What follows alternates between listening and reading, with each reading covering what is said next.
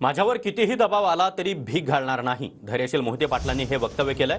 वेळ आली तर जनतेसाठी जेलमध्ये देखील जाईल असं देखील धैर्यशील मोहिते पाटील म्हणाले। धैर्यशील मोहिते पाटील यांनी देवेंद्र फडणवीस यांना हे जोरदार प्रत्युत्तर दिलंय।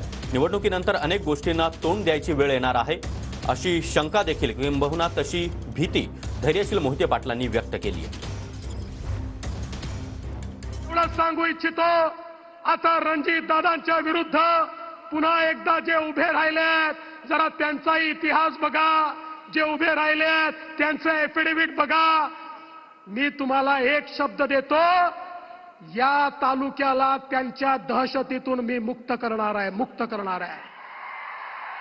सामान्य माणसाला जो त्रास आहे, ज्या जमिनी बळकावल्या गेल्यात, जे लोकांचे खून झालेत, जे लोकांवर हल्ले झालेत, ज्या प्रकारे लोकांना प्रताडित केलंय, हे सहन केलं जाणार नाही। ही लोकशाही आहे, ही ठोकशाही नाही आहे। इथे अशा प्रकारे ठोकशाही ही चालू दिली जाणार नाही।